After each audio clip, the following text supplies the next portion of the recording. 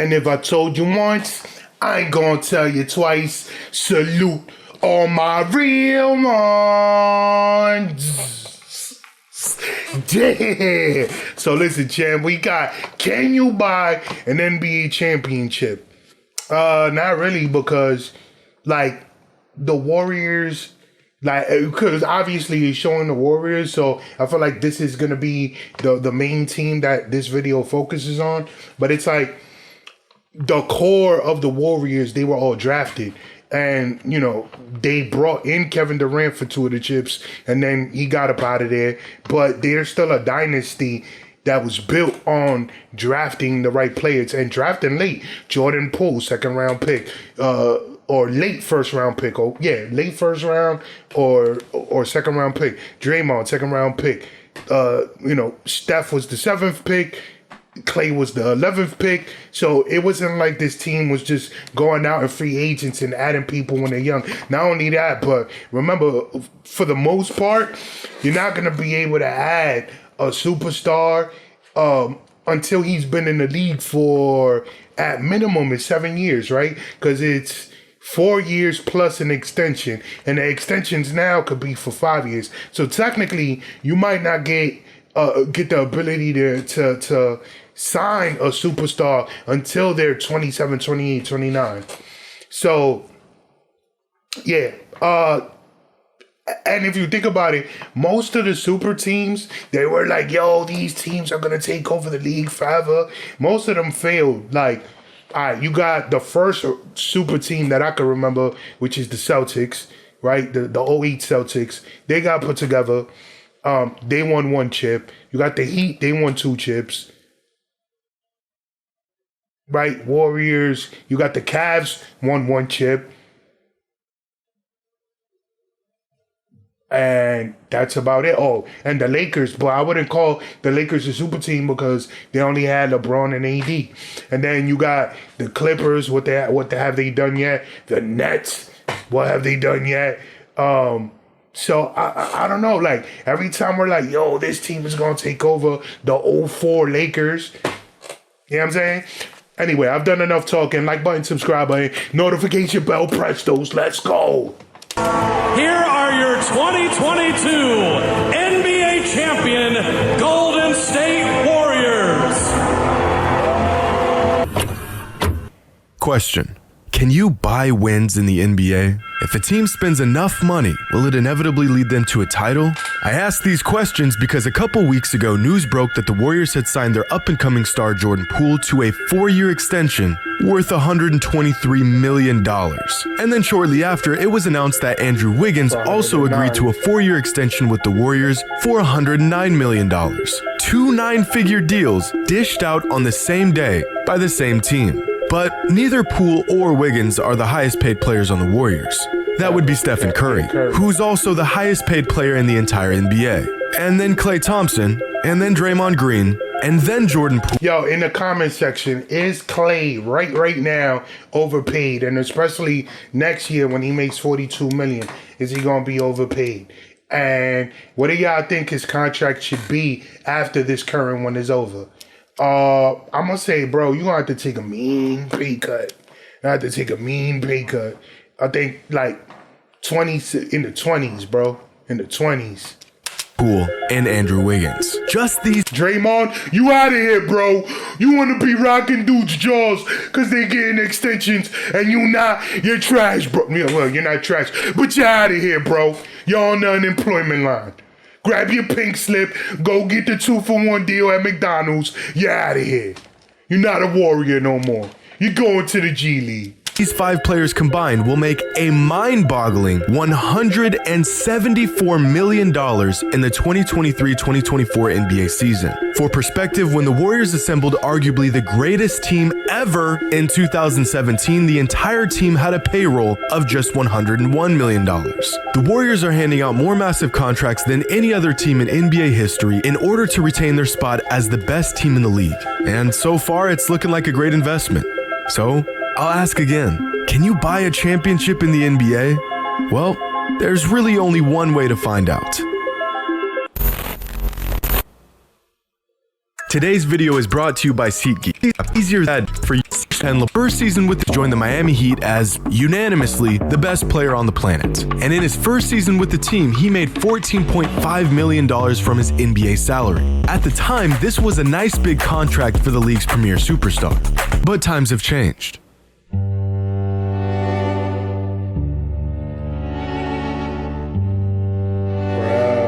Ben Simmons, D'Angelo Russell, Buddy Hield, Bogdan Bogdanovic, Malik Beasley. 102.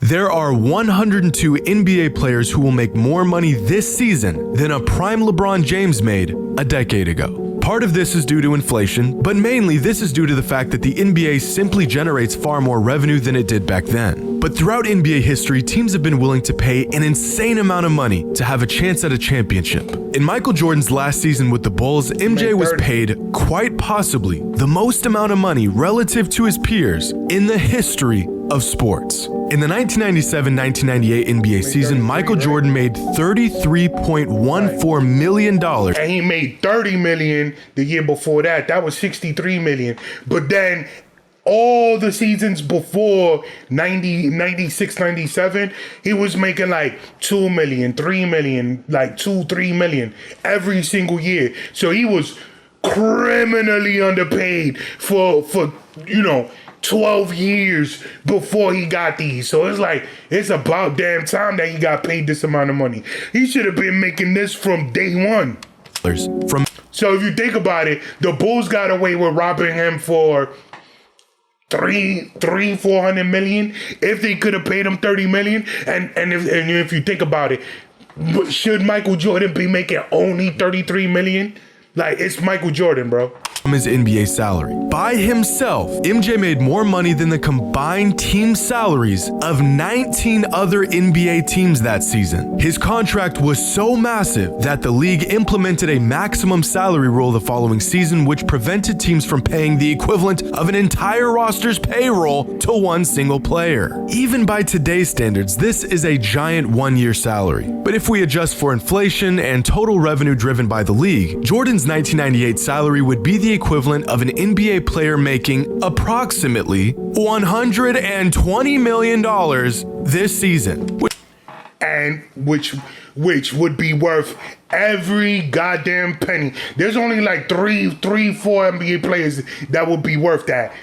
LeBron, Michael Jordan's number one, you know what I'm saying, Kobe, and then there's me. You know what I'm saying? Like, obviously, I should be the highest paid on that list, but we're not going to get into that. Which makes the contracts of even the highest paid players today look like an absolute bargain. It's insane, I know, but it's true. The man was very valuable, and this massive contract would prove to be well worth the investment. The Bulls needed Michael, and they also knew that having him on their roster was the closest thing to a guaranteed championship. So they paid up and were rewarded for doing so. But in today's NBA, a league that's crowded with talent, 9-figure contracts being handed to players coming off, but none of them are Michael Jordan or me. The bench, is it possible to buy your way to a championship? If a team is willing to pay a hefty luxury tax and spend more than market value for the available talent, does that guarantee success? Well, first, let's look at the teams that actually won championships throughout the years and how much they spent on their roster. Last season, the Warriors won the championship, and wouldn't you know it, they had the highest payroll in the entire NBA. In 2021, the Bucks won the championship, and they did not have the highest payroll in the entire NBA. In fact, among all teams that won a championship over the last 30 seasons, only 5 championship teams had the largest payroll in the NBA. When looking at the numbers, there's actually almost no correlation to how much a team is willing to spend and whether they win the championship or not. Sure, teams with some of the cheapest rosters virtually never win, but teams that have some of the most expensive rosters also don't win the majority of the time either. And surprisingly, 8 of the last 30 championship teams had a total team salary that was cheaper than the average team salary in the league at the time. The craziest example of this was back in 1995 when the Rockets won a championship despite having the 4th cheapest payroll in the entire league. Money can buy good players, but it can't prevent injuries, locker room issues, unforeseen circumstances, and it certainly cannot buy a championship. And not only that, but when normally the teams that try to go through free agency and build a team, normally you wind up getting 2 or 3 stars for the max, and then your bench is trash. And the other 2 starters are trash. So when you get to the point where you're trying to sign free agents for the max, you wind up giving up depth. Like, you can't have both. The Warriors, because they drafted and they happen to be trash at the perfect time when they had high draft picks. It's like, oh snap! Like, we still got our core. They're in their 30s, but then we got the new young core that's gonna be coming up behind them, giving us the depth that we wouldn't have otherwise. So the Warriors are literally in a position that nobody else has ever been in. But what about wins? Does spending far more money than other teams equate to winning more games than other teams? Well, last season the Lakers had a team payroll of $164 million. And they won just 33 games. That same season, the Grizzlies won 56 games and had a team payroll of just $117 million. The Lakers spent damn near $50 million more than the Grizzlies just to not even make the playoffs. But this is an extreme example of team payrolls not quite converting to wins. So here's a graph of every NBA team last season with team payroll on the left and total wins on the right. And if you look closely, there's actually a subtle correlation between how much a team spends on their roster in a season and how many wins they pile up. These teams spent less money and won fewer games. These teams spent more money and won more games. But there's no exact science here. For example, the Thunder spent about 45 cents on their roster last season and still won more games than the Rockets, Pistons, and Magic. The Phoenix Suns spent a little bit more than the league average on their roster last season, and they won by far the most games in the regular season. But generally speaking, spending more money does in fact yield more wins for any given team. But far more often, it will not yield a championship. That, however, has not stopped teams from trying. Back in 2005, New York Knicks owner James Dolan went all in and spent a criminal $124 million on the Knicks roster that season. The salary cap at the time was $46 million. So with the roster payroll that dwarfed the league's salary cap, Dolan paid the league a mind-numbing $62.3 million in luxury tax in hopes that his wealth would grant him basketball. Hey, yo, the Channing Frye era. $3 million in luxury tax in hopes that his... And that's your starting 5. You got Marbury and Crawford. You got Eddie Curry. I think his contract was like $64 million. You got young David Lee and Channing Frye. That starting 5 is trash, bro. You got Rob James Dolan, and I don't feel bad for you at all. His wealth would grant him basketball immortality. It did not. The Knicks finished the season with just 23 wins and the worst record in the Eastern Conference. Money cannot buy you an NBA championship. But the goal isn't just to spend as much money as possible. The goal is to sign the best, most cohesive players money can buy to your roster, which in its very nature leads to spending more money. For this exact reason, the rookie contract is by far the most valuable deal in the NBA. Last season, players like Darius Garland and Trae Young were all-star caliber talents for the small price equivalent to that of a bench warmer. Thanks to his rookie contract, Luka Doncic was named first-team All-NBA last season, while being the 126th highest-paid player in the NBA, right behind players like Al-Farouq Aminu, Rashawn Holmes, and Jeremy Lamb. Yeah, in fact, here's a with that extension that he signed, that max extension that he signed is going to come in looking crazy. Of how much every NBA player is paid relative to how much value they give their teams in terms of win shares. It's not perfect, but it does the job. Now, in a perfect world, every player would be paid exactly what they were worth, which, hypothetically, is this line right here.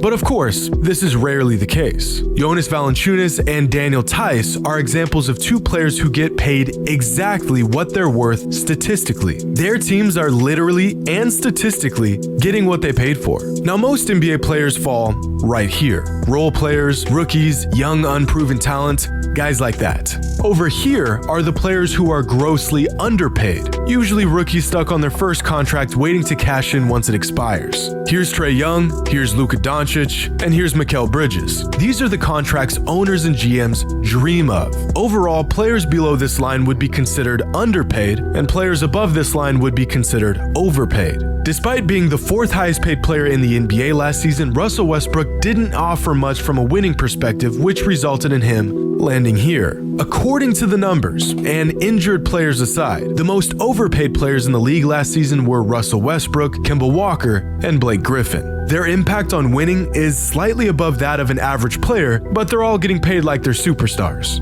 But you would never say that Giannis Antetokounmpo is overpaid, and yet he's way up here. Same goes with Nikola Jokic, Kevin Durant, Joel Embiid, and LeBron James. In fact, most above average NBA players would be considered overpaid relative to the rest of the league, because you're either good enough for ownership to keep you around, which allows you to make demands regarding your contract, or you're just below average, making you completely replaceable, virtually making it impossible to negotiate a decent contract, and you'll just take whatever you can get. There's hardly any middle ground here, and the Warriors are a glaring example of this, since after re-signing Jordan Poole and Andrew Wiggins, the Warriors' Big Five land here. And this right here perfectly summarizes the financial aspect of the NBA. Kevin Durant did not contribute 3 times as much to the Nets last season as, let's say, DeJounte Murray did to the Spurs last season. And yet, KD made 3 times as much as Murray did. Because when a player reaches a certain level of excellence, there is no formula to how much they're worth. You don't bargain with these players, and you certainly do not let them walk and risk ruining your chances at a title. You simply pay them whatever they want, and you count your blessings. But according to the rules, the Warriors can only pay Steph so much.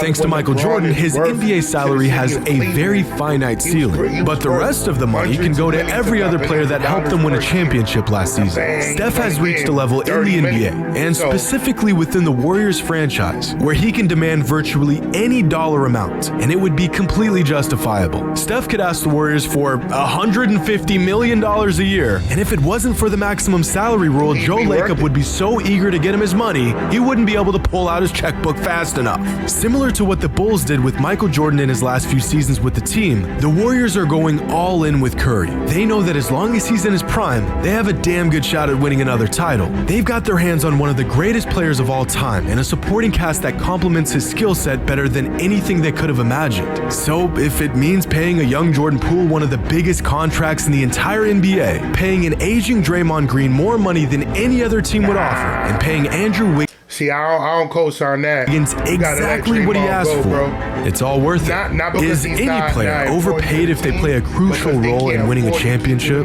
It's tough to call anyone overpaid if they were a vital component to winning that banner that hangs in your rafters. And they give your team a legitimate opportunity to hang another one. Because of the maximum salary rule, Steph will never get paid truly what he's worth. But that doesn't mean the Warriors can't spend the money in other places. Now you know you're good when you get paid, but you know you're great when you get other people paid. And because of Steph's impact, his whole squad is laughing to the bank. Because just like every team that came before them, the Warriors cannot buy a championship. But that won't stop them from trying. Yeah, man. I really do think that for the most part, you can't buy a championship, because there's been a lot of teams that have tried to come together, a lot of dudes try to team up, and it failed miserably. And obviously there's exceptions to that, but you know, there's exceptions. Let me know what y'all thought about the video, man. I'm gonna leave it right there. My name is Rain. Catch you on the flip side. RCP salute. Wait for it.